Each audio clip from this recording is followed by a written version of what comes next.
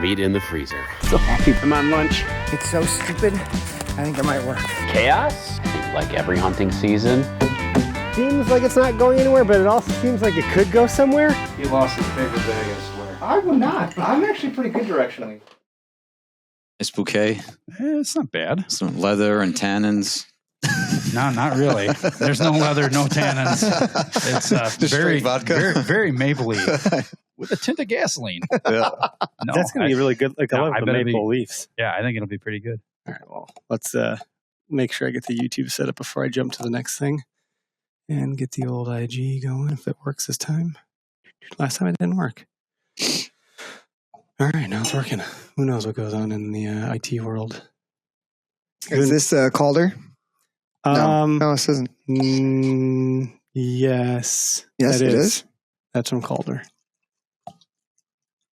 Oh, I was there. I missed it. I hit the wrong button. And you're off. There it is. And you're on. That's the button I was looking for. Oh, look, we're live. All right, let's hint the audio. It's going to be loud for the music, but then after that, it won't be. It'll be great. This is the Okayest Hunter Podcast. Never pass on You done it. box. Here we go. Cheers, 1, 2, guys. 3. It's your tag. You hunt how you want. This is Okayest Hunter.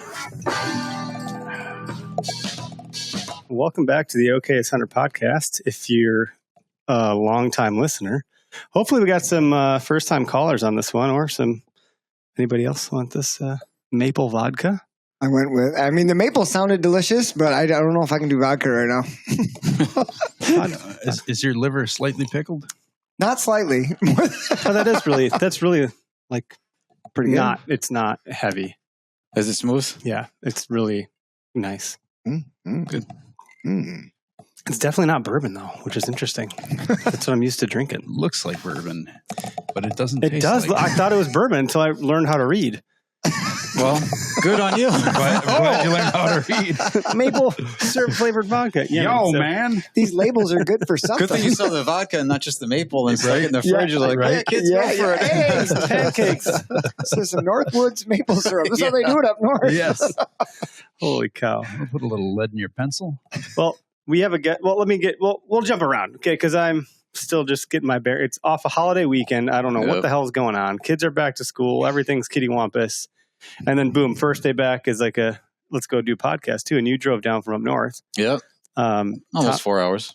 Can we call you Tom or is it Thomas? Do you care? Whatever. I say Thomas because it's on my license, but everybody calls me Tom. And my wife has called me worse. So they all have. Well, Tom is with Henry Repeating Arms. You drove down from up north. I think you Rice guys are Lake, in yeah. Rice Lake, and that's where you are also. yeah, as of 2018. Okay. And you brought this nice gift with you too. How long have you been with Henry? 2005. Oh, so for a while. Yeah, we started in Brooklyn, New York. So I've been through the Brooklyn facility, and then we moved to New Jersey in 2008. Moved with him there, and now in Rice Lake. So Wow. one of the few. My wife and I both actually we work together. So kind of journeyman. That's why and she's woman. called you worse. Oh yeah, Or yeah. better. Yeah, I she's don't know. definitely my better half. That's great. Well, thank you for joining us today. Yeah, we thanks for are the invite. brought to you by Nosler, which I think is a very fitting episode Mhm. because you know some of those folks over there. We chatted a little bit before you came down here, and you Yep. brought a toy with you, which you raided Not someone a toy. else's. Not a toy. It's a tool. Yeah, it's a tool. And you happen to raid someone else's space on your way into here. Yeah. We so I got the color scheme, and I knew that you had the orange door, but on the other side, apparently there were apartments, and there was one cracked open, and I thought it was an invitation, and opened it up, and it wasn't this room. So, here I am now. He survived. Yeah. It's a story that's going to live here for a little while. Oh, yeah. 'Cause that hasn't happened yet, and I'm sure it won't be the last time. Oh, you can leave it to me, Like, man. it's going to happen again, which tells me that you fit in here just great. Because like, if it wasn't you, I'm surprised it wasn't me. Yeah. You know? Like, Well, if you know me better, it would make perfect sense. So. And then the toy that I brought was it actually came about from the conversation we had on the phone last week. You'd mentioned bringing something for show and tell. So I'm sitting there racking my brains trying to figure out, do I take the latest and greatest or what should I take? And the whole time I'm thinking about it, the gun I sighted in for bear season next week is sitting there in the corner across from me. And it also wears a Vortex optic, which is, they're local to you guys. So I was like, all right, that's the one. So nice. That's what I have. It's a single shot and 360 buck hammer. Out to do some business. Yeah, geez. When's the last time? Hey, do you go bear hunting every year? So I've never drawn a Wisconsin tag. This is my first Wisconsin bear hunt, and actually never hunted over bait. I do the spring bear season in Montana every year that I can for the last 12. So I think I've been out there about 6 times. But there's no bears out there. No, totally safe. Well, it got tougher. Like when we first started hunting that area, it was after a fresh burn. So there was actually a lot of clear stuff, and a lot of the newer like foibs were coming up. Tons of grasses. Tons of clover.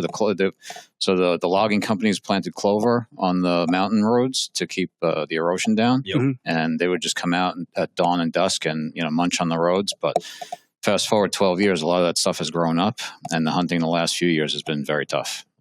Just went from seeing 10, 12 bears a week to seeing maybe one if we're lucky. Interesting. So do you have higher hopes for Wisconsin?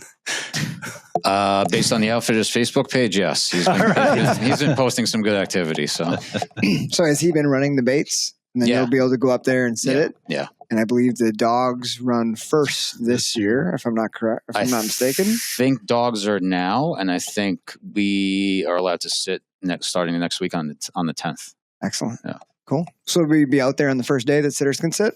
Yeah, for sure. Awesome. Yeah. Sweet. That's exciting. Yeah.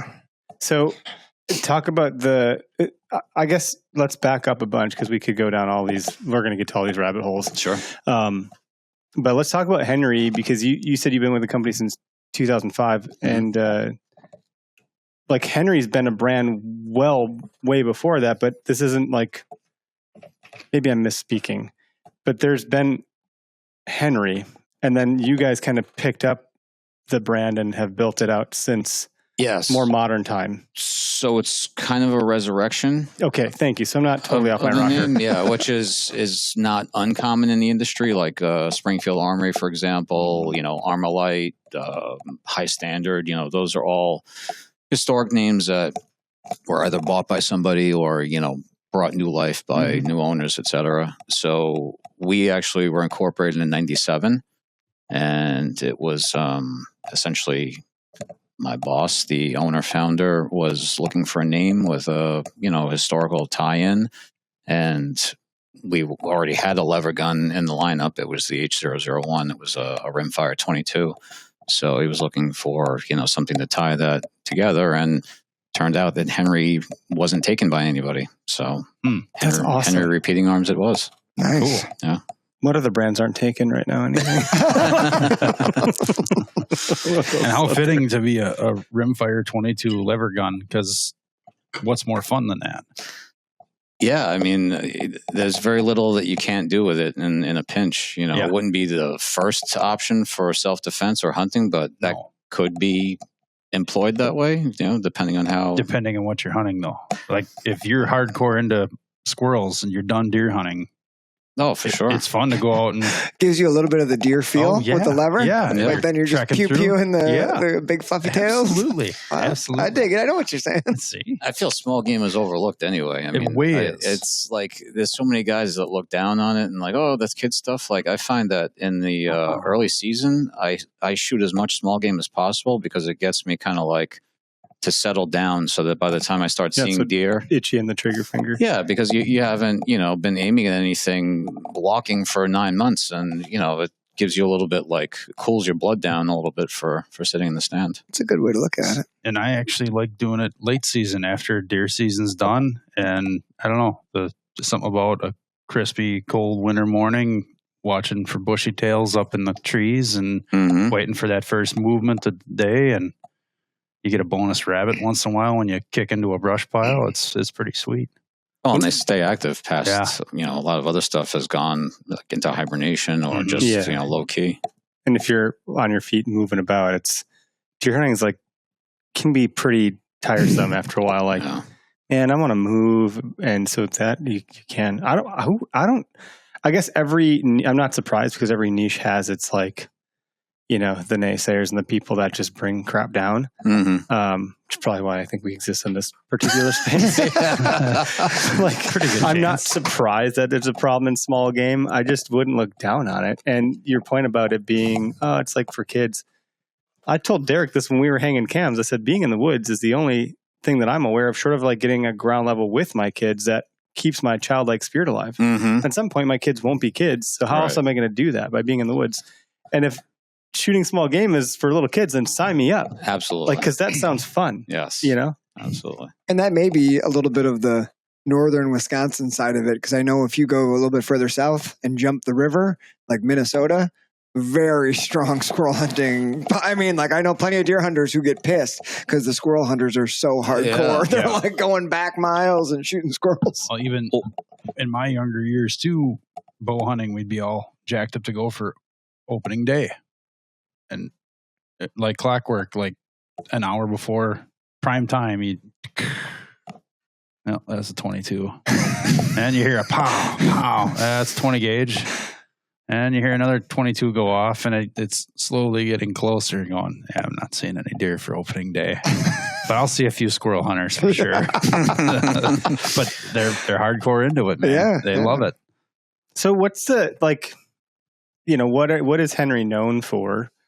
And what do you want? Like, is there any misalignment with what it is known for by like your hardcore like followers, customers versus what you? Are there any misconceptions or things that you could like myth bust while you're here? I wouldn't say misconceptions. I think we're broader than we ever were. We started very rimfire centric, heavy emphasis on blued steel and walnut.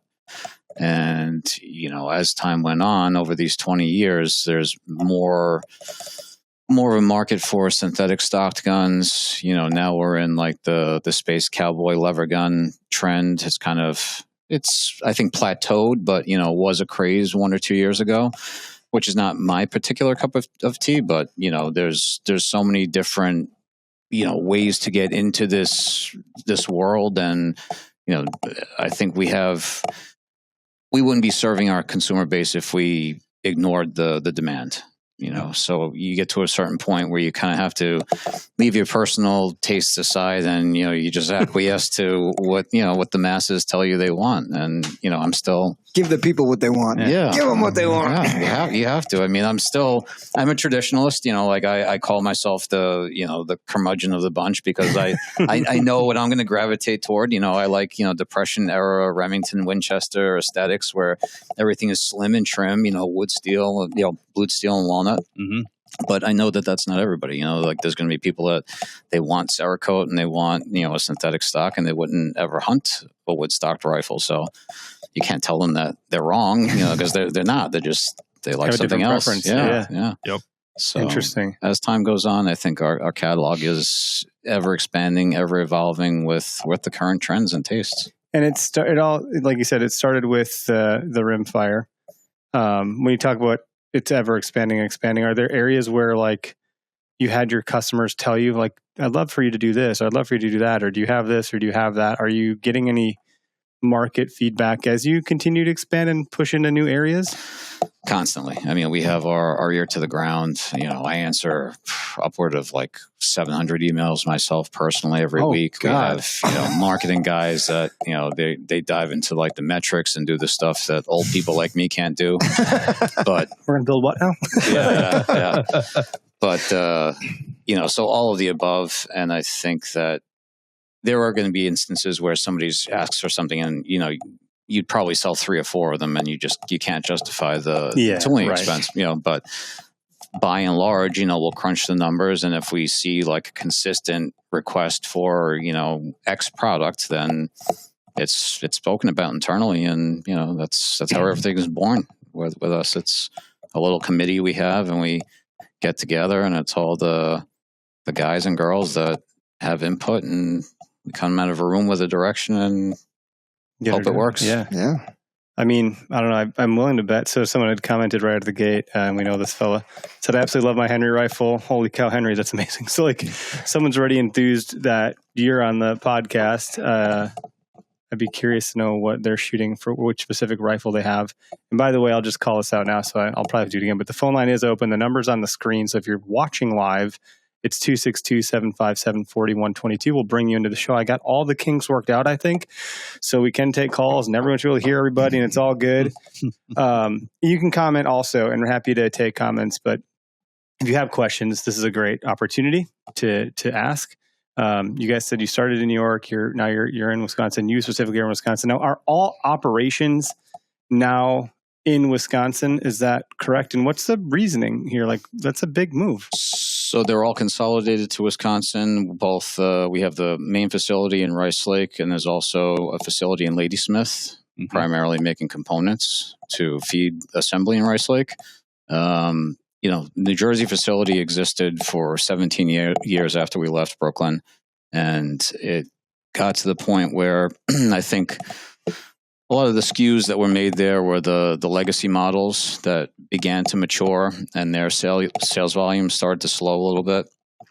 And then the overall, there was additional operating expenses operating in a highly regulated state. And I think it just slowly started to make more sense to consolidate operations to Rice Lake. I mean, that's where most of the machining was, the design was all centered there. Mm-hmm. And it was tough. It was definitely bittersweet. I went out there twice in April, and I'm moving stuff out that I put in there, and I feel kind of like you're like, why am I feeling emotional about this? I felt like I was paying penance for like loading up some of the areas. People were I would get calls from New Jersey like, we're full on gun cases. And I'm like, yeah, it's a big place. And like I go there, I'm like, wow, we got a lot of gun cases. Oh my god! I felt like it was it was deserved that I had to go in there and move some of it out. But we're gonna make you do it, so you can feel it. Yeah. Oh man, that's wild. Yeah, and then we had so many great people there. I mean, I was saying goodbye to people that I've known for 20 years and knew I probably wouldn't see again under most circumstances. So it was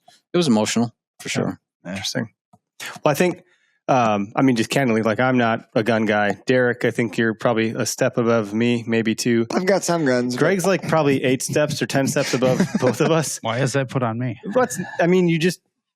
You just can speak to it better. I don't know what your fascination with guns are. To be fair, my dad had his federal firearms license, and I got to see my share of guns come in our house and get fixed and repaired. Yeah. And I got to shoot all sorts of cool stuff. So, yeah. I mean, you have a reloading book. Yeah, I have a book, but I haven't used it yet. Have done that? Like Dad used to do a bunch of it.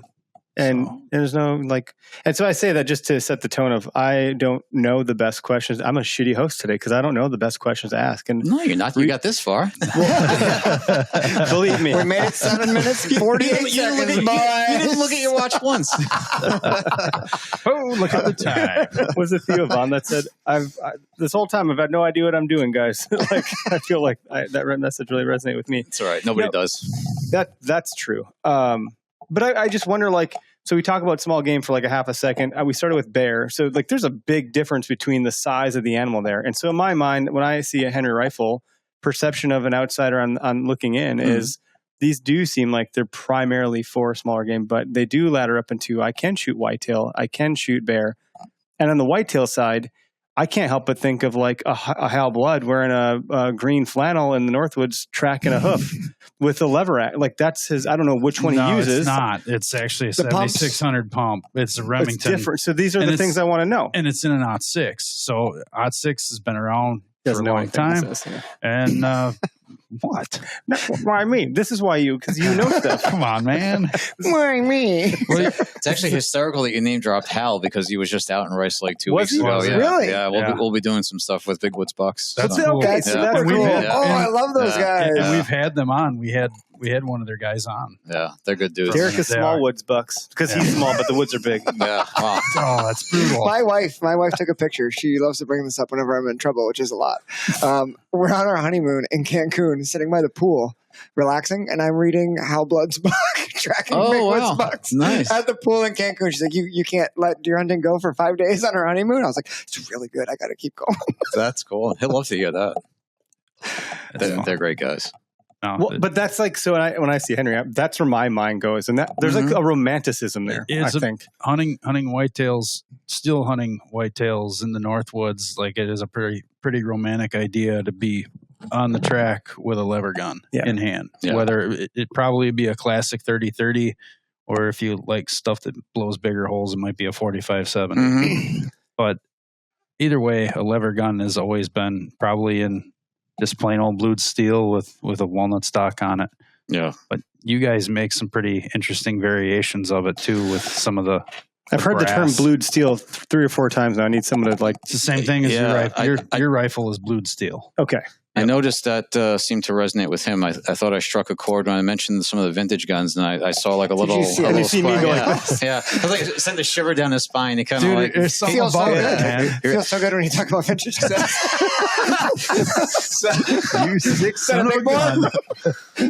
So you both kind of hit it. I mean, you alluded to the newer stuff, which, like I said at the beginning, is not necessarily my cup of tea. But I get where some people have reservations about a woodstock rifle. I've never seen one like crack. that personally. The woodstock is I mean, to me, it tells a story, right? Like every little ding on a walnut stock is, you remember going over a fence. You remember biting it when you tripped on a pile of rocks or whatever. And, or you don't remember something. Yeah. I'm thinking of that happening to me because one time I landed with my gun in front of me like that, and I looked up to make sure it wasn't broken first before I checked myself. But, so it goes both ways. And then there's other guys that see it strictly as a tool and they don't want to damage, especially a pretty stock, and they want to hunt with synthetics. So you have all types. But when you mentioned the romance, like to me, it's a full immersion experience.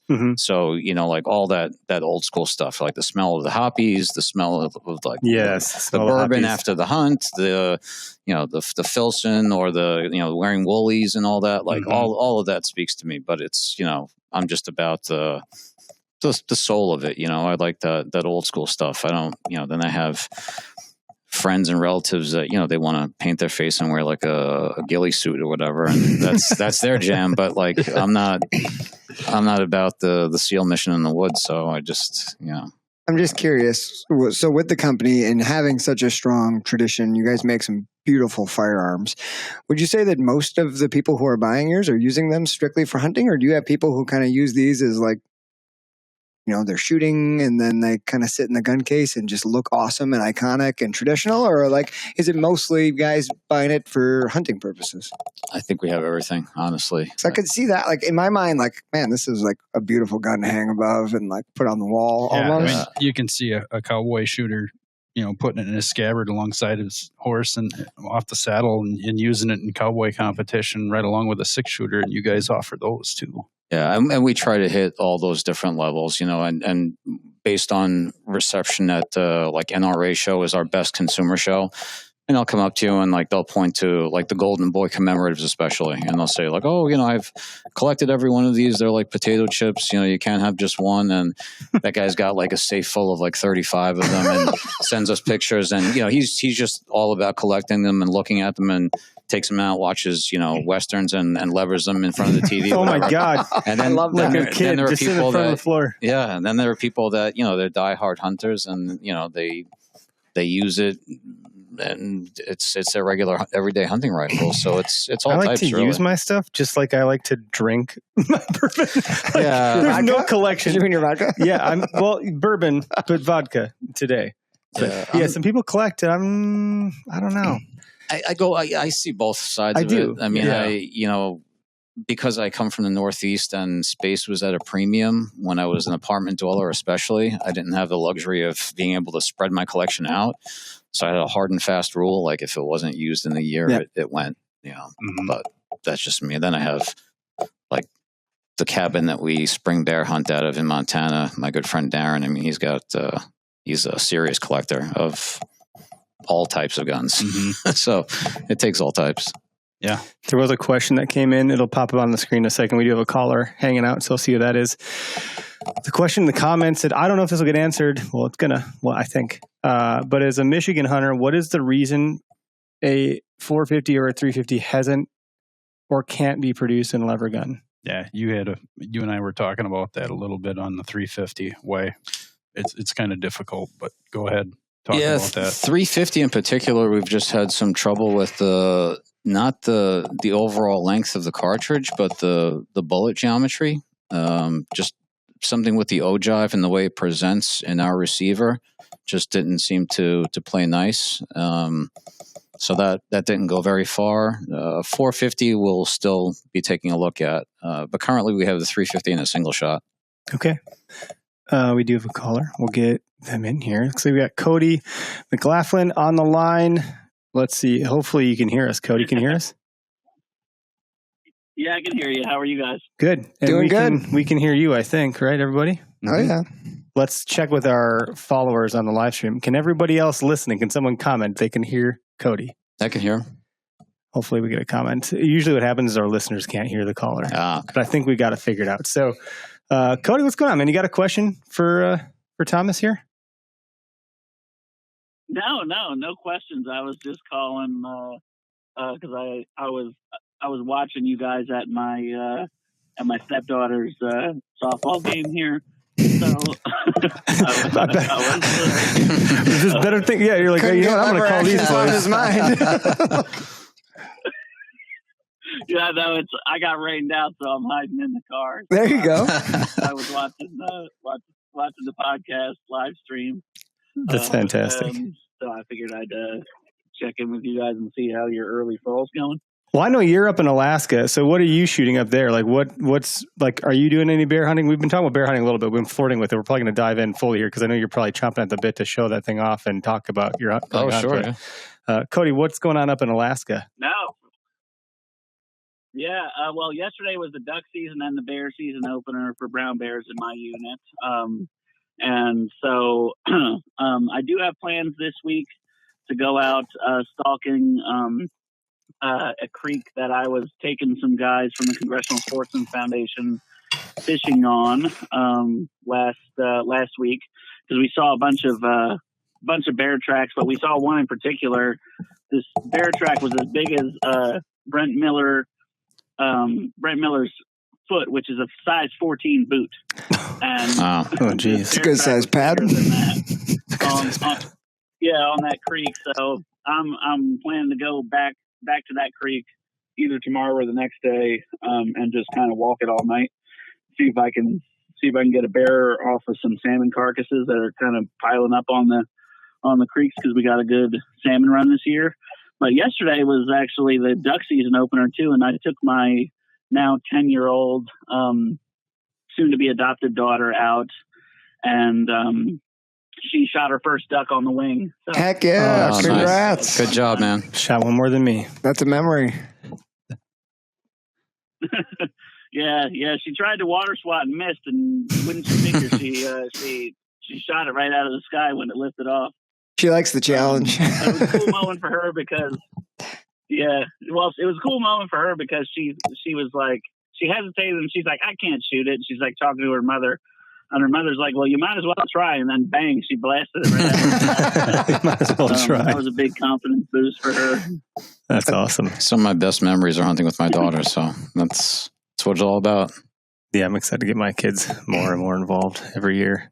You've been doing a lot more with Gus. I've noticed he's leveling up. I mean, you gotta make him go the first couple times, but after that, it gets better.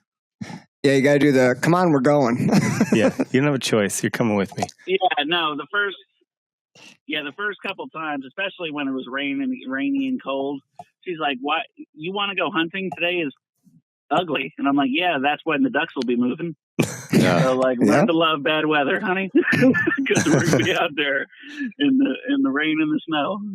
So Cody, when you take off down that creek to look for bears on the salmon carcasses, are you just going to be still hunting like along the bank, or how are you going about that? Do you do any spotting, or is it kind of just creeping along till you come across? No, there'll be no spotting on a creek like that. I'll be still hunting, basically. I mean, I bump into them all summer long on the creeks, and so they'll be scooping up salmon and. I mean, it's funny, last year, a few weeks before the season started, it was a really bad salmon run, so we didn't have carcasses on the creek very long. But I came around the corner and spooked one small, like 6 or 7 foot brown bear. And it was funny. I came around. I lost my last favorite fly, the rubber leg stimulator, on a real deep like hole underneath a branch. Oh, there's a lot of language right now. I drop an F-bomb, right? Like top of my lungs. I'm like, shit. I get all mad. And then all I hear is a splash from around the corner. So I peeked around the corner, and this bear is standing 2 hind legs on the bank and two back legs in the water, looking back over his shoulder at me. And I go, oh, hell no. And I turned around and walked back to my truck.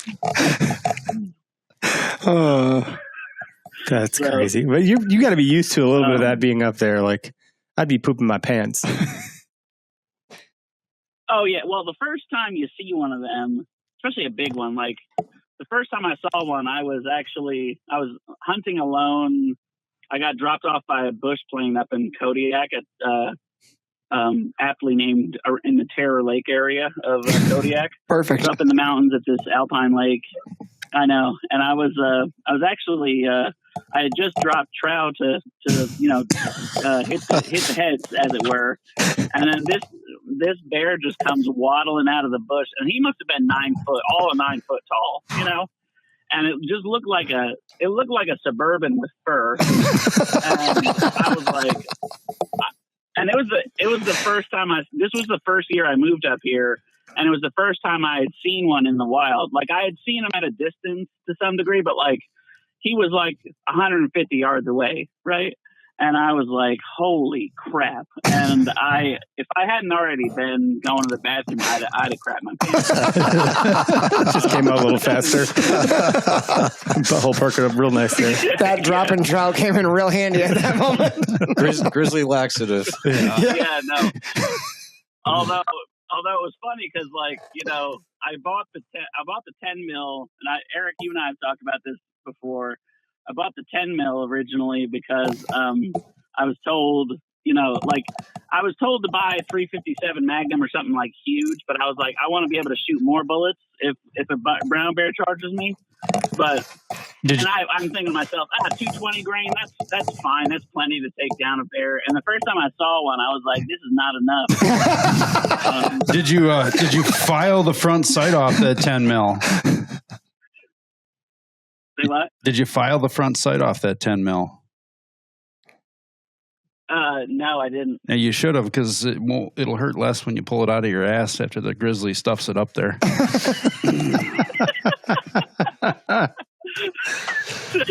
good advice. Well, good advice, 'cause I'm telling you, I love how Cody's thinking, like, what the hell's this guy talking about? Could hear the inner voice on that one. Yeah, well, the 220 grain looks awful small when you look at one of them up close. I'll tell you that. But it's funny because I see them all summer long fishing, and I've been trying to get them on a creek bed the last couple of years, and I just cannot find one when I'm out hunting for them. You know what I mean? So it's like deer and turkey season and turkey and deer season. Yeah. That's wild. Yeah. Well, dude. Yeah. Well. Yeah. Thanks for calling in. Was this your first time calling into the podcast? Yeah. I like I said, I was watching the game, or half watching my stepdaughter's game, and decided I'd give you guys a shout. Yeah, I appreciate it, man. It's good to hear from you on the show. Even best of luck when bear season opens. Yeah, no doubt. Or when you get out there. Sorry. And I'm half distracted because I'm reading the comments coming in. Thanks, guys.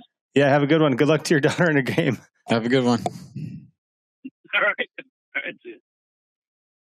That's cool. He's a good dude.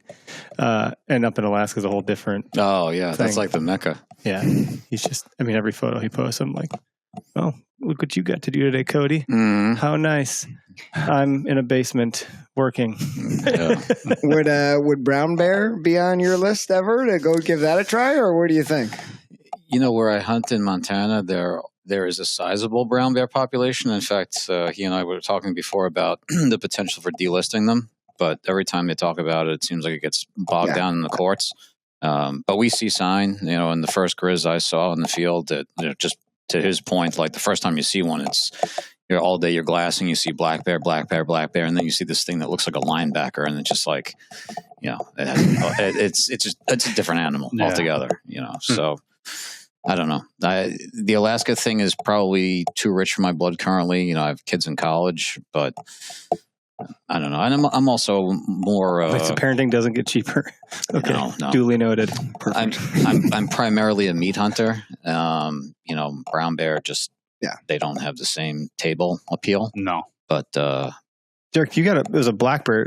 The crazy, disgusting story you shared a few years ago, right? That was a black bear hunt. Yeah, the bear in the cooler, the head, the Euro. Yeah, but the meat was good. Meat was great. You probably don't want to have it after that. After a while. Well, good thing is I think I ate most of the meat before I realized that the Euro that wasn't yet Euroed was still in the cooler. Oh, you had a head go nasty on you? Oh, yeah. I put it in the cooler with ice, I fleshed it out. So it was just the head and the rest of it. And in the haste of getting back like late on a Sunday, I put it like in the garage or somewhere. I'll get to that later. And then once a day goes by, it might as well be a year because it was a while. It wasn't a year, but I mean, it was like probably a month or two when I opened it. Did you get a skull out of it at least?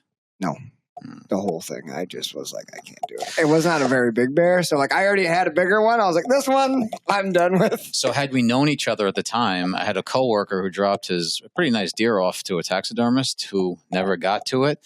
So he knew that I did a couple of skulls on my own. And he said, would you mind taking a look at it? I don't know how far it's gone. So I was like, it's January. How bad could it be? Everything's frozen solid. He shows up with this like moldy ass thing. And but I told him I was going to do it. So I was like, all right, I'm already committed. And, so I went through with it. So if we had known each other at the time, Yeah. Timing is everything. You would have vomited. Yeah. Well, I can throw it out there. No, it will never happen again. So good man. That's funny. Sorry. Well, no, this has been like a pretty. So, can we see the one you brought? Oh yeah, sure. Then you guys don't just make awesome lever guns. You do have single shots, which I think are pretty cool. Like that's something that a lot of people are like, well, I want more than one shot. Well, if you have a good single shot and you've got a good rest, you don't need more than one. I mean, I've found with all the stuff I've shot, my first shot was always the best. And I can tell you every time I emptied a magazine at something, I never hit it at all. Yeah. Go figure. That's a good point, actually. So the single shot is, it's never done me wrong. And I just treat it like bow hunting. I figure I'm going to wait for the best shot that presents. And when you're that discerning about that shot, you find that your placement magically improves. So magically, I love that. Judging by the sounds of opening weekend and here in Wisconsin, I don't think that's everyone's agenda. No, probably not. Definitely not. Because I've heard a couple guys go through a box or two a shot. Yeah, and I've been guilty too. I wasn't like some kind of instant, one shot wonder. I mean, it took years.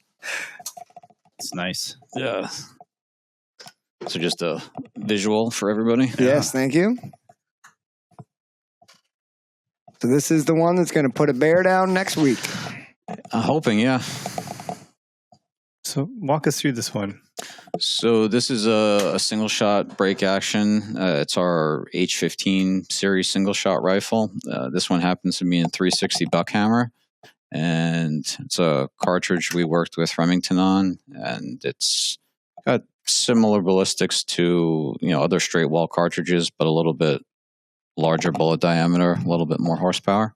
So what grain bullet is that you're going to shoot? I'm going to use the 220 that just came on the market about 6 months ago.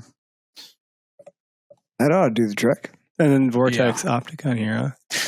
Yeah, so this is heavy. This is nice. We were talking about the show and tell, and I looked across the room and saw the gun I just sighted in. I was like, all right, that's the one I should bring. Yeah, the weight on here is really great. Yeah, it's right where it needs to be. Mm-hmm. I love it says Henry right here on the hammer. Well, and as a lefty, you can pick up this gun and shoot it. Ambidextrous. It's ambidextrous. Oh, really? Okay. Some of them are not, You're by the left-handed? way. I am. Yeah. Well, no. I'm right-handed, but I'm left-eye dominant. Okay, So I do yeah. all my shooting lefty. Yeah, but it is one of the true ambidextrous action types that you can get. Very nice. And also, so you mentioned the single shot being a potential handicap, but if you had like a side saddle on that, you see the way it breaks open, you can get pretty quick. Quick with it. And the break even goes right or left, Mm-hmm. which is pretty awesome. Uh-huh.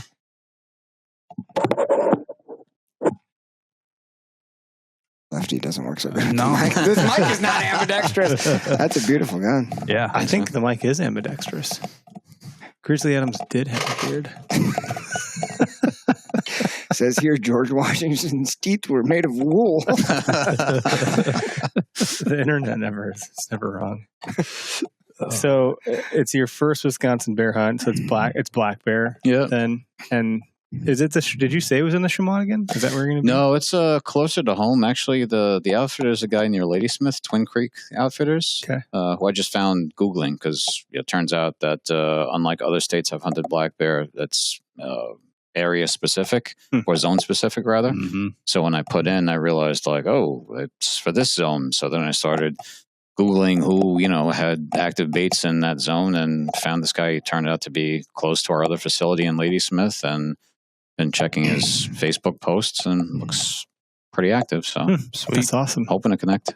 The name Ladysmith has come across a few times with very large bears, which I don't know how big a bear you want to shoot because I don't ever want to drag out a 500-pound bear. But hey, if that's your cup of tea, you go knock one down. Man. Well, I mentioned being a meat hunter. Like my first bear was a good sized bear. I mean, I was kind of spoiled on that one. He was like a 6-foot+ Montana bear that he was like 350 dressed in the spring, bear. and that's a big bear for the spring. So Fish and Game aged him at like 17 years old. Oh my God. And then cool. the next bear I shot was a color phase bear that was like a 200-pounder, but much better tasting than a 17-year-old. Yeah. Do you have a favorite wild game meat? Or like one that you enjoy cooking or eating the most? Oh, man, I like it all, but can I break it down into like? Yeah, I think that's birds a good idea. Yeah. So birds, dove, like Okay. hands down.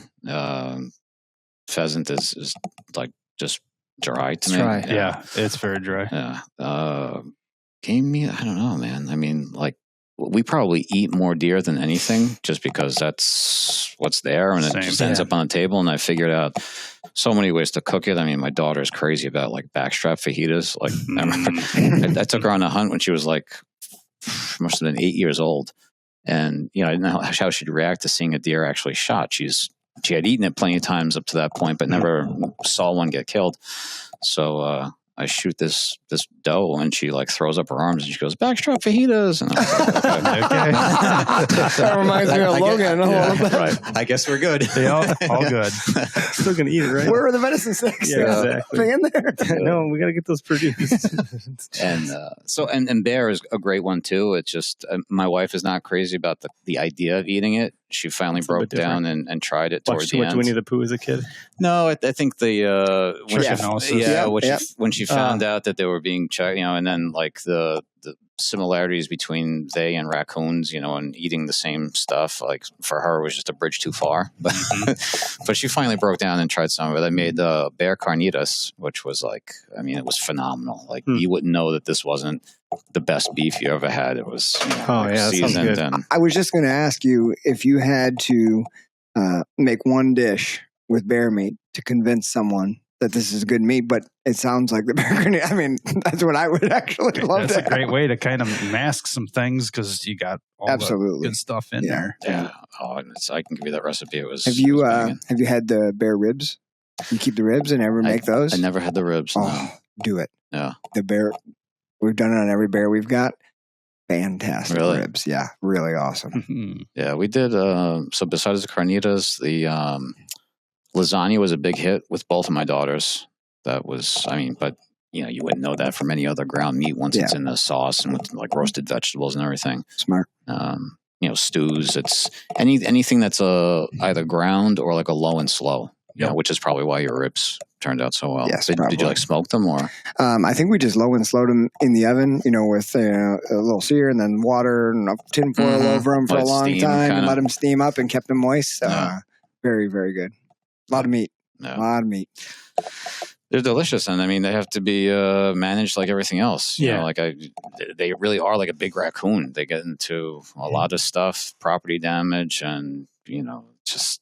They come after we raise like chickens and ducks every year, and my wife has rabbits, so we're like a predator magnet. You are. You totally are. They're always sniffing around the house. That's funny.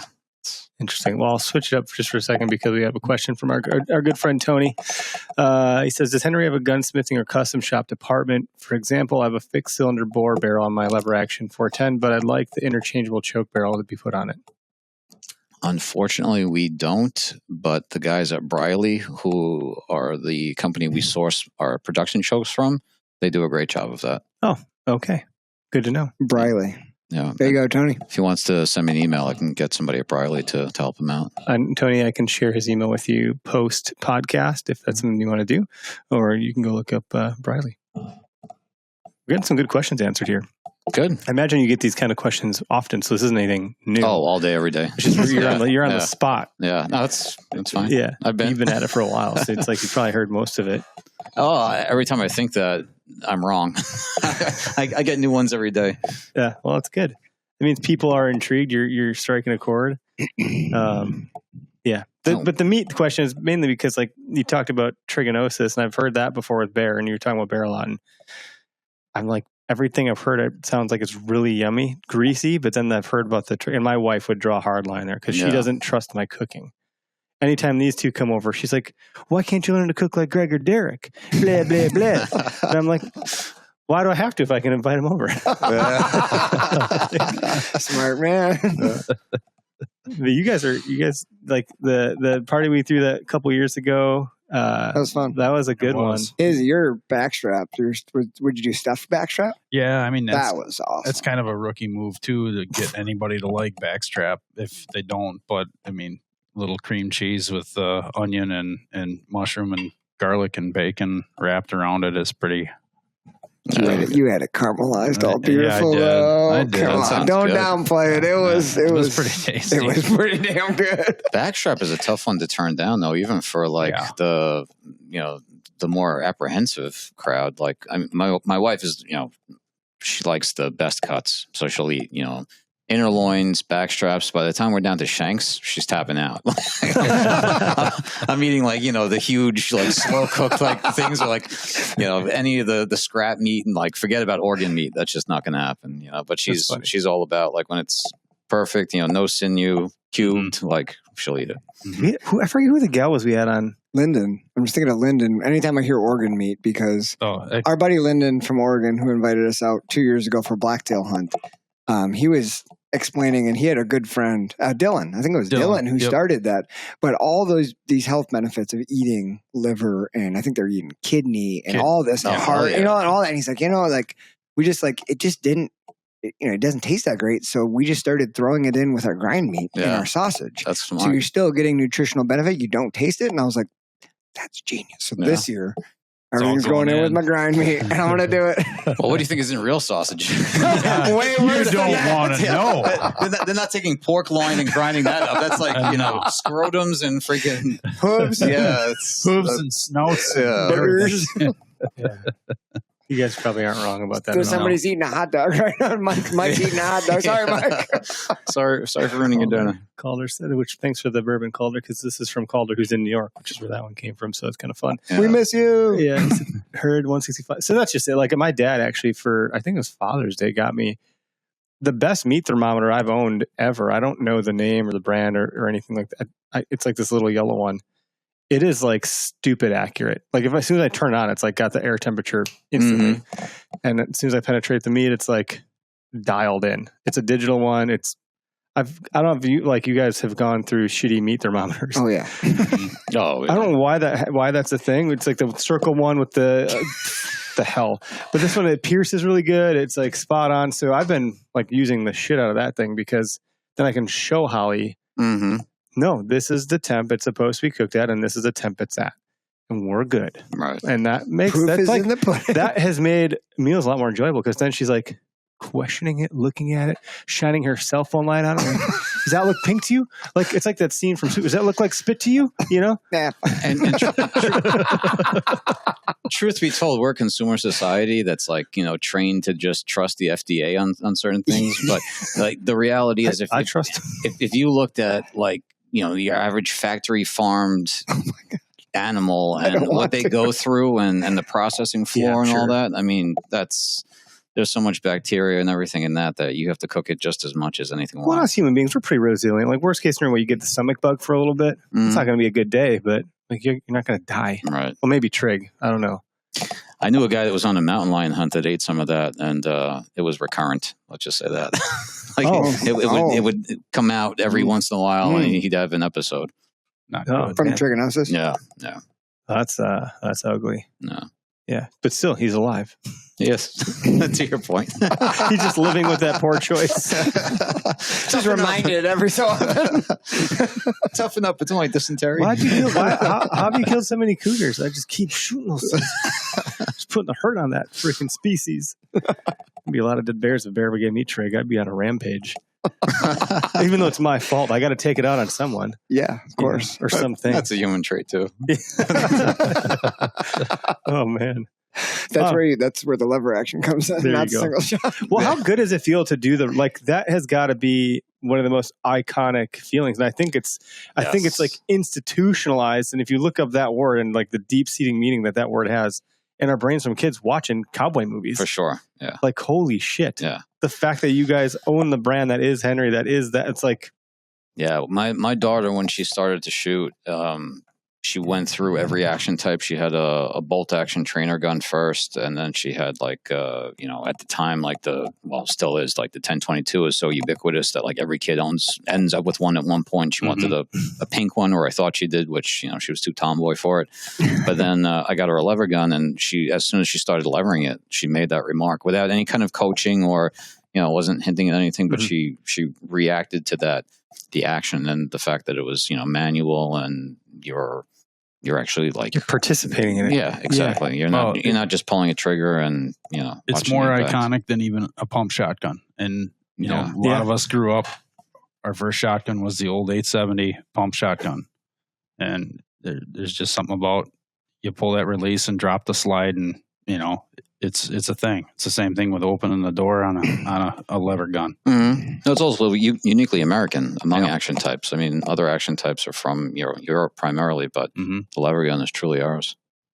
That's 12 years old, sitting opening day. I had Grandpa's 30-30. You already called it 30-30 lever action. 30-30 lever action. Hunted with that my first 2 years. My dad's got it now. I actually thought about bringing that sucker out of retirement and trying to take deer down this year. Yeah, open sights, 30-30 lever action. Perfect walking gun. Well, yeah, for still hunting and brush busting. It's not a super heavy bullet, but I think you can get it done up north. Yeah, it'd be fun.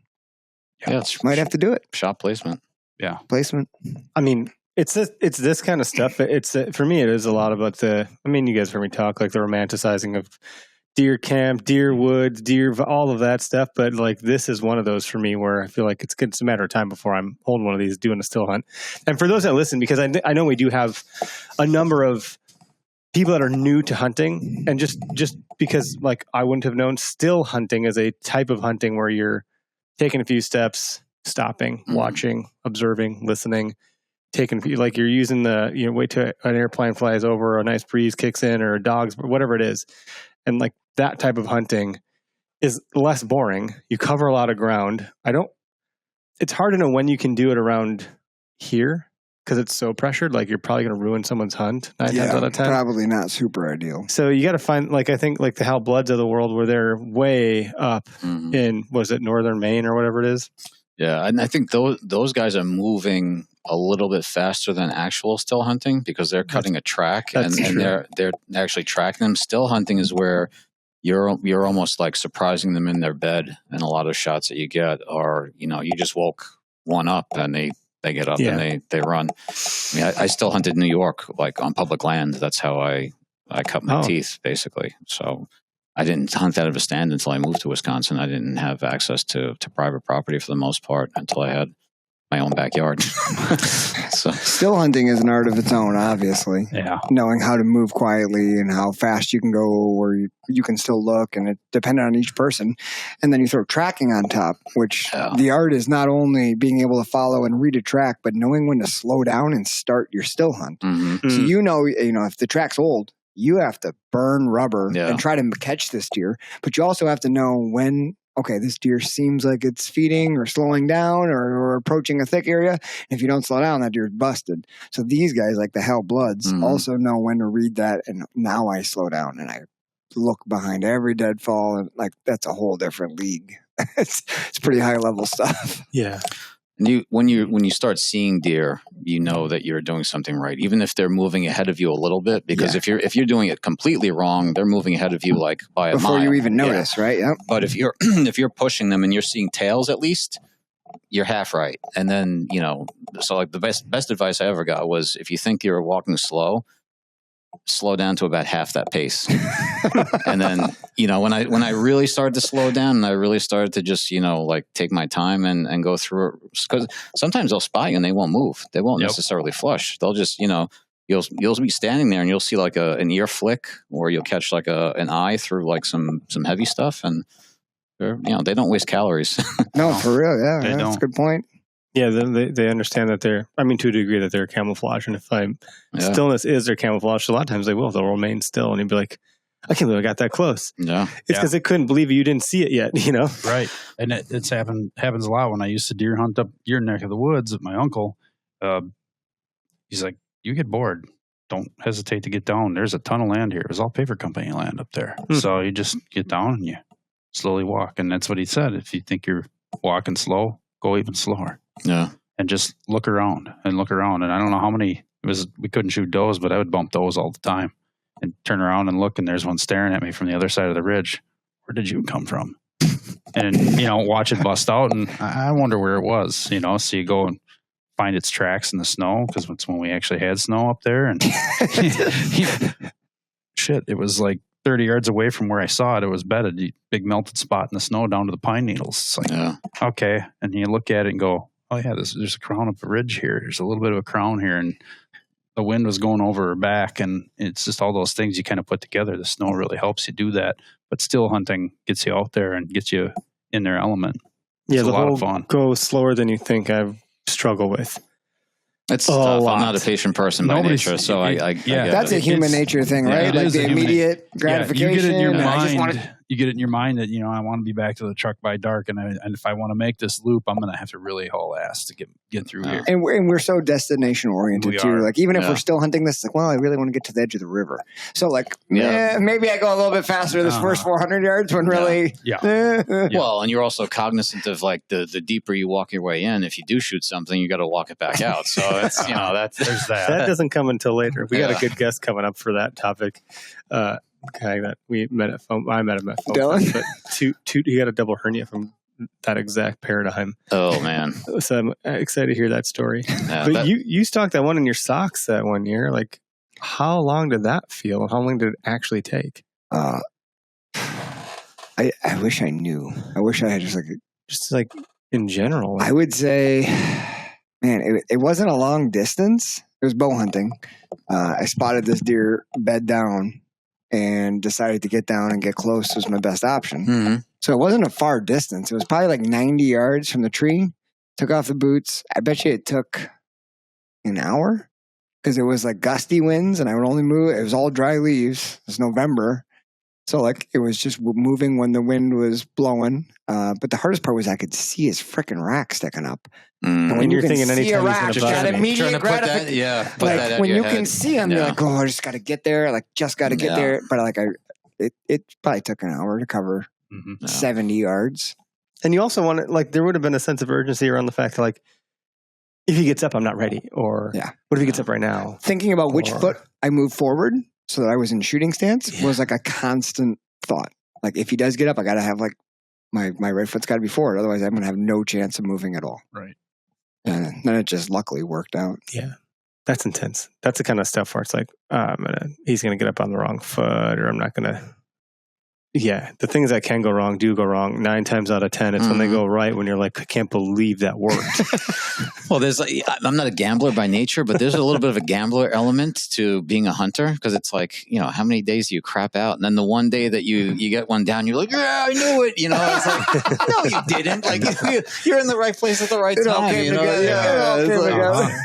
The stars aligned one day for 1 hour. Yeah, I only froze my ass off for 24 days this year. But that's what makes it work. You probably made a lot of error in those 24 days to like make all the right moves. I already learned 10 lessons this week. Yeah. You know? Yeah, and good idea with the socks too. I mean, I started doing that a couple of years ago, just even around the house. Like, you know, if I see something run past the back of the house, like a fox or something, I've gone out in socks and just walked the perimeter. And if it was hanging around, its chances of hearing me are much less than if I stomped all over the place with boots. It's wild how different it is. Yeah. And you can feel everything under toe. Yep. You certainly can. If you're about to snap something, you can back off it. Yeah. Yeah, you can feel. That's the thing. With the sole and although you don't know what you're about to break. Yeah. See. Huh. All the lessons just coming together here. I love it. But yeah, doing a still hunt with a Henry is something that sounds like, especially if in your neck of the woods where there's so much room to run around. Well, even the marshes by me, like you get a deer up in front of you, a 12 gauge or a 30-30. And a 12 gauge with a short barrel, that old 870 I had. Do you have to file the barrel? No. There's no filing involved. No filing. Just checking. Mind out of the gutter, Eric. You're the one that brought it up. So I accidentally shot a deer, or accidental still hunted a deer in Illinois a couple of years ago. I was telling them the story on the way in. I was on my way to a stand for an afternoon sit. Got rained on all morning, so they changed my spot, and I'm walking across this cornfield. Wind is straight in my face, and I can see where my stand is. It's like just inside the wood line. So I get to the ladder, and I put my foot up on the ladder, and as soon as the metal clanged, I see a pair of antlers turn in the brush. He was bedded down like 10 yards from the stand. Really? So he didn't smell me coming in because the wind was straight in my face as I'm walking across the cornfield. So I had just enough time to, as a matter of fact, the same gun. I put the gun up. I don't remember cocking the hammer. He just like got out of his bed and turned. And as soon as he turned, I had him like quartering away. But yeah, it's a method that works. It's even by accident sometimes. When the wind's in your favor, it's a good thing. Yeah. Because Illinois, you can use a straight wall cartridge. Yep. So the whole, during their shotgun season. Yep, the whole point of that cartridge and that rifle was the first year you were allowed to use single shot rifles in Illinois. Yeah, which is one of the reasons I bought the 350 Legend because of that. And Iowa has a similar rule with their muzzleloader seasons and shotgun seasons that you can use straight wall cartridges. So those of you mulling over the idea listening, maybe your opportunity pool just opened up a little bit. Yeah, that's a good point. There's a lot of like nuances like that I'm not aware of at all. Well, I just learned them all from Bo. Bo's a good dude. Yeah, he is. That's cool. What else? Trying to think. There were other things I wanted to ask and talk about, but I also didn't check in with you guys to see what kind of questions you guys had. I'm pretty sure I know which caliber it is, but what's the preferred caliber for you still hunting whitetail in your lever gun if you're going to lever gun it? I don't know that I have one. I'm kind of you have a lot of you're in a different position than most people too. Considering you work for the company, you probably have your pick. Early on, I mean, I was when the kids were small and money was tight, and I had very little room for guns. I shot my first 10 head of game with a 30-06, and that was it. And then for whatever reason, I went down the rifle and caliber rabbit hole and, got Looney Tunes with all the different, I had metric stuff. I had, obsolete stuff, black powder errors, everything you could think of. I went I chased it down and then found out that none of them really did anything more or less. So I went full circle and I shot a lot with 308. Yeah. 308 seems to be like a standby. The 360 came on board, because a few years ago we worked with Remington on it, and then I was on a couple of media hunts. So by default, I ended up fielding it more than I probably would have otherwise. So that's how it ended up in the permanent stable. But any 30 caliber, really, 30-30, 308. It depends on if you're anticipating a shot that's beyond 200 yards, I'd say 308 gets the nod for sure. Sure. And a 308's only 200 to 250 feet per second slower than an 06. You're not loading it up as heavy with 180 grain bullets, but What are you looking at me like that for? Oh, the knowledge pouring out of your brain, Gregory. Useless knowledge. What's It's up? only Anyway. so many feet per second faster than 21 gigawatts. And 16 grains is not going to make that big a difference, but it will. It's refreshing. I can't have these conversations at home, so I can call you now that I know you. I'll give you your number. This is what happens to old Tubbs here. That's why you're Makes a lot of that's why you're friends. the guru, my friend. That's why you're the guru. Yeah. The guru Okay. of nothing, but a little bit of everything. But it comes in handy one day, right? Yeah, it totally does. That day is today. Yeah. Exactly. And all of you get to reap the rewards. So and reap the he knew what he was benefits. walking into today. He understood the assignment. That's exciting. Well done. But I have people like this guy to help me along the way because I'm like, hey, man, what do I do? What does this work? And like, I'm the kind of guy that you can talk to me all day about this and it's not going to sink in. I have to do it. Mm-hmm. And once that happens, it's locked in forever. Yeah. Like I will now know how to do that thing forever. It's the talking about it that like, kind of, but talking about it first helps a lot because then it's like the proper order of things that should be happening. Mm-hmm. If you've never been to a Packer, have you been to a Packer game yet here? I know this is sacrilege in Wisconsin, but I'm not a football fan. That's okay. But just, I bring that up because if someone's in Wisconsin and they haven't done that, you've heard Packer tailgating being I talked hear about. all about it all day long. And then when you finally do it, you're like, oh, yeah. this is all the stuff. And now I understand. And now it's making sense. I'm using a really dumb example, but No, it's not in Wisconsin. It's actually like perfect. yeah. But anyway, it's that like that process of osmosis, so to speak. And then eventually you get to do the thing and it sticks with you. So anytime I get to hang out with Craig and he's like doing something and then I get to try it out myself, I'm like, oh, okay, I got it now. Well, there's so many different little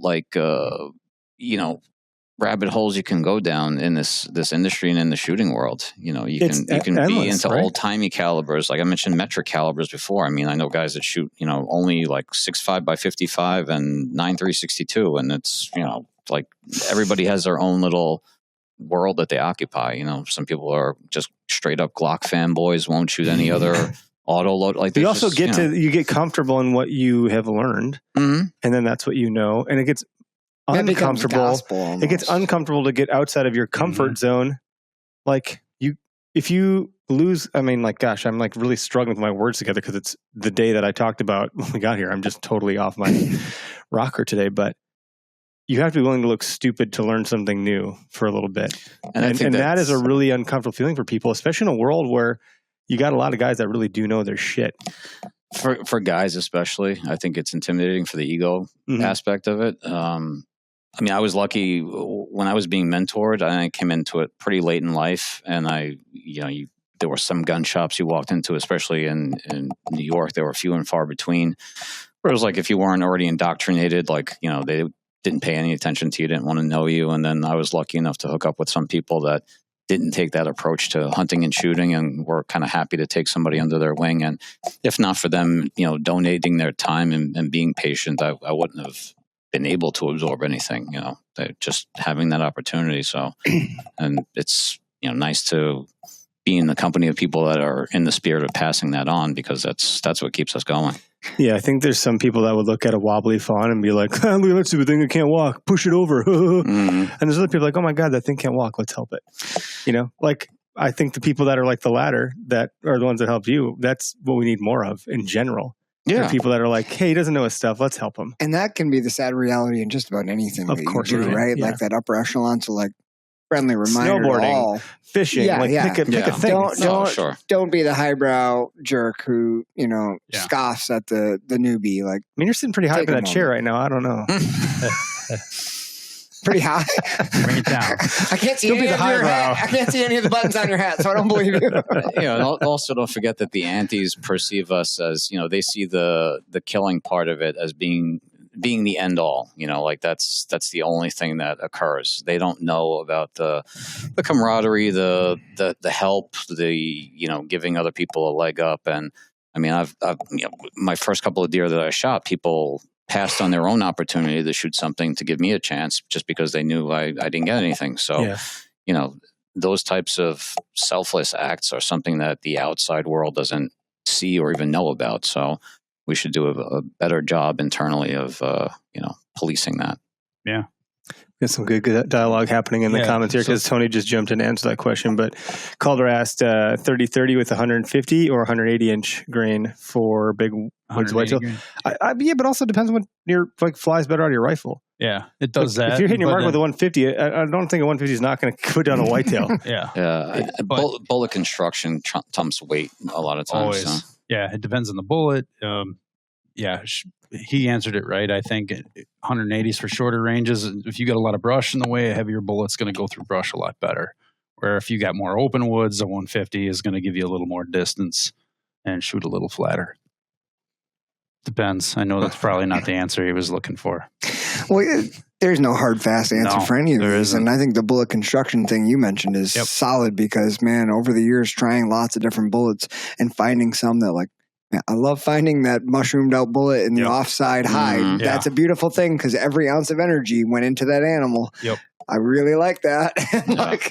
That's where you find that. You just stick to it. If it flies good out of your rifle and it's killing animals, do that.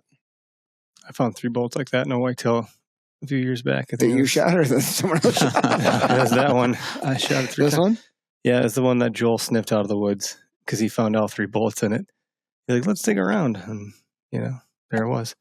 Thankfully, he found the deer, too. The guy's a maniac. I found that the animal's state matters more than the caliber, or even more than placement sometimes. Like, I've seen deer come in, head down, feeding, had no idea you were there, and you shoot them, and they're just DRT. Yep. Then I've seen other ones, they come in, they're already, like, the adrenaline's already pumping into their bloodstream. Their ears are up, they're stomping, and those you shoot, and it's off to the races, even if you made a good hit on them. Mm-hmm. So I think their state is important the more that I observe. I agree. I think one of the weirdest encounters, I wouldn't say weirdest encounters, I've had a few. I remember I shot a deer one year, and he, clearly he had no idea where I was, obviously. But he ran right at me. Mm-hmm. And didn't realize there. He came up the ridge, and I'm sitting on the ground. I'm like, oh. And he's like, ah! Yeah, put the brakes on. And then I think it all revved up, and they went and piled up. Yeah. And I was like, oh, man, I almost just got ran over. It was pretty intense. Hand-to-hand combat.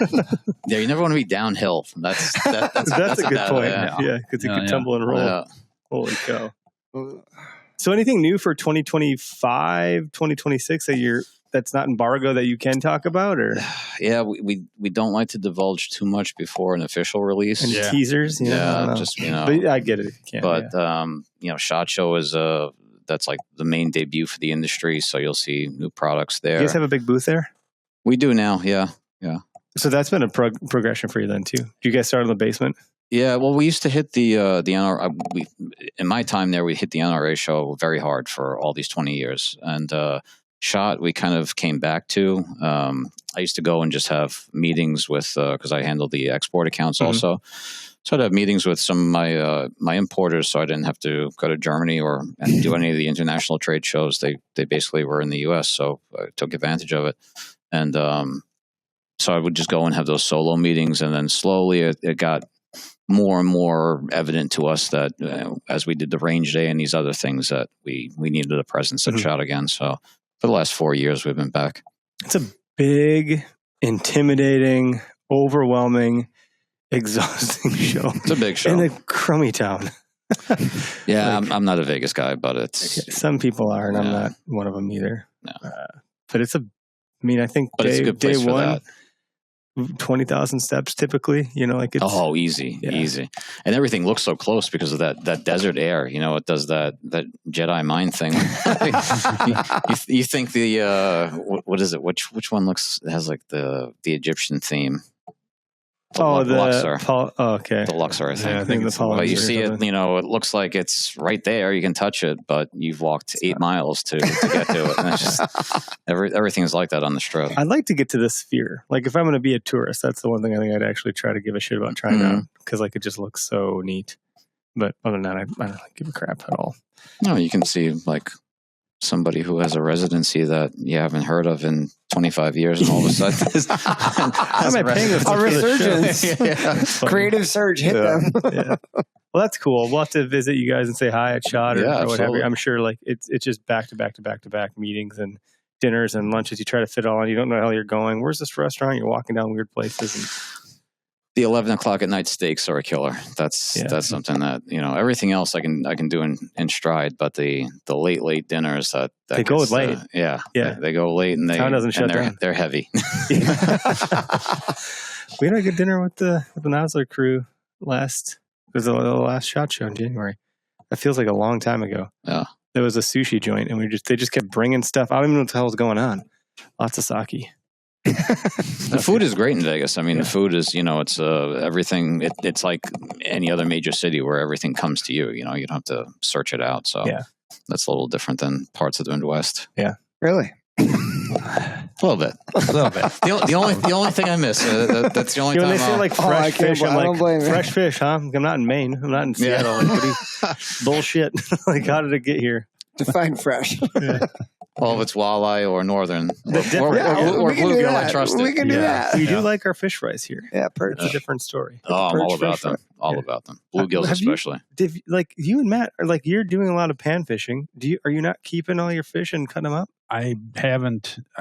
The last time I've actually kept a fish was Minnesota. Selfishly, I'm just like, when am I going to get a fish fry from the Okayest Fisher guys? Yeah, well, we got to go out and fish and catch dinner first. Uh-huh. Well, Matt's not filleting a 48-inch muskie, so that's not happening now. That's true. It's fall. That's true. So luckily, unfortunately, Zach Hansen introduced us. Zach is the host of the Okayest Trapper Podcast on Network. Do you trap? Are you trapping here in Wisconsin?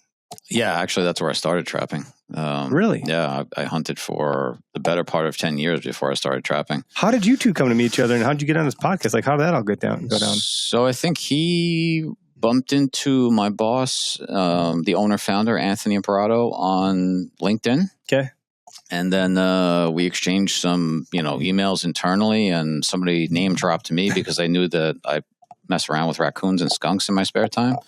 So I got to be the guy, and met Zach and did his show, and that's awesome. Turned out we had a lot in common. I mean, even similar like backdoor into the whole outdoor world and all that. So he knew a lot of the places I mentioned in New York where I grew up, and I had a very urban upbringing compared to a lot of people, but compared to the people I work with now, especially. Yes, and they kind of, it turns out that, young guys get into trouble regardless of whether they're in a city or on a farm. It's weird how that different works. Kind of trouble, but trouble nonetheless. It might involve a tractor, whereas ours was a train, but one way or the other, you figure out how to get into mischief. So. Yeah, that's funny. Yeah, but it was good.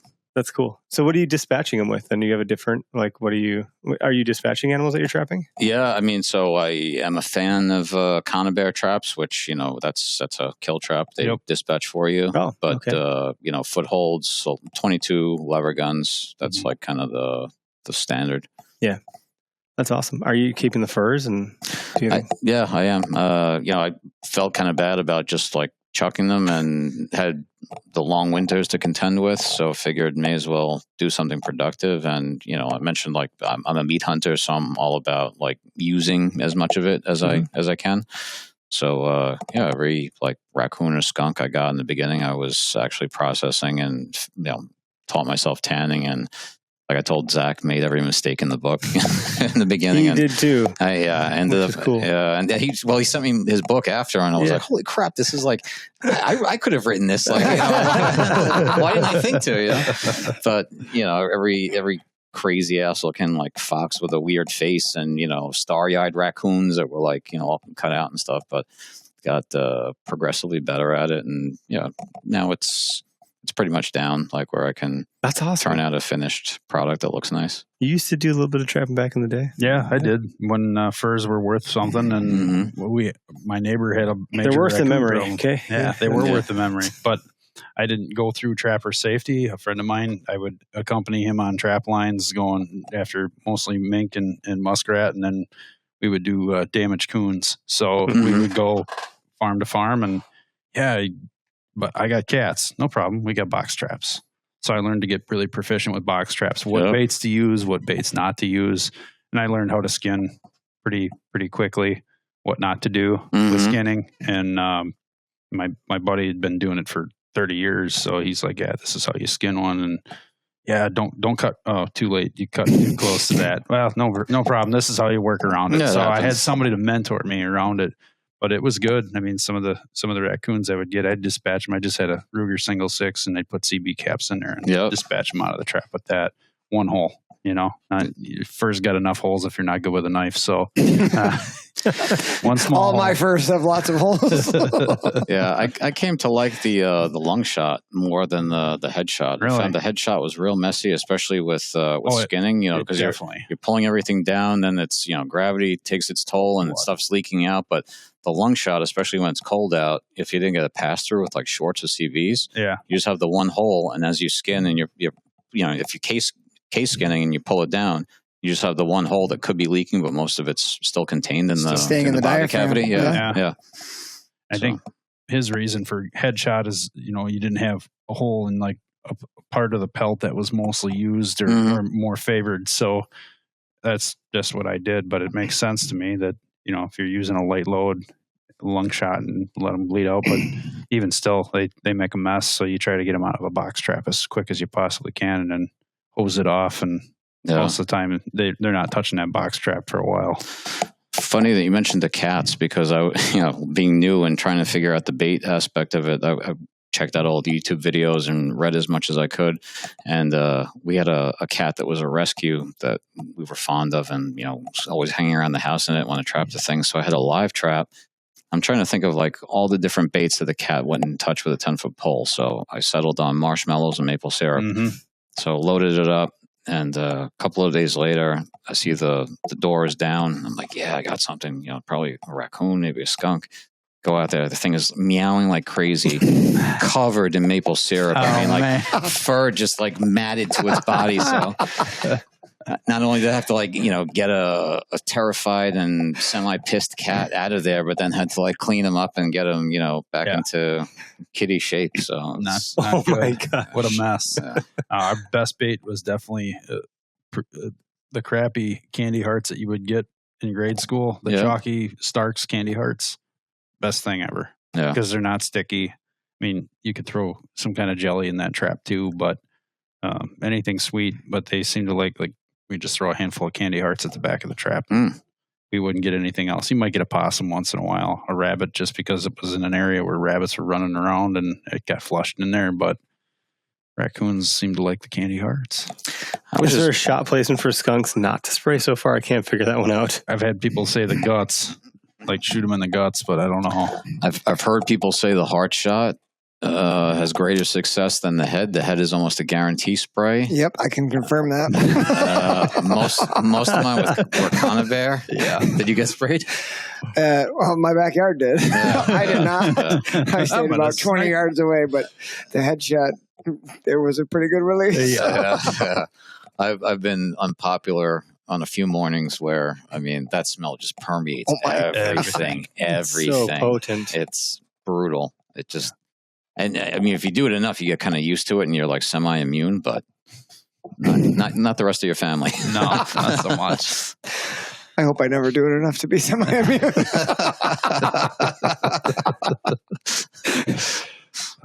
Yeah. Well, the website is henryusa.com, right? Is that, do you guys have other domain names, or is that like the one? That's the one, yeah.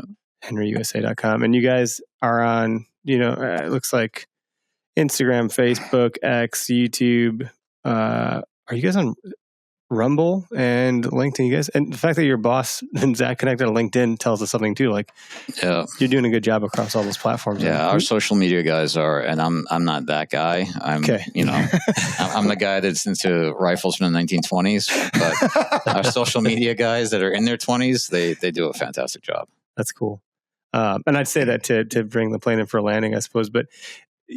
I want to make sure people know where to go. Obviously, big enough brand where it's not going to be very difficult. You can type in Henry repeating arms, and you're going to get to where you probably need to be. But sometimes I like to call it out because as a rifle manufacturer, sometimes if you go type in your brand name on Instagram, you're restricted from showing up in searches. Mm-hmm. So you have to click the link in your website to get to the social channels. So that's common in this industry for us folk out in those channels. Well, there was also a period during COVID, especially where product was scarce. They had all these dummy pages where, that you'd go to a page and it had a retail price tag and, it was just like a shell company of some kind that steal money from people and shit. Yeah. Weird.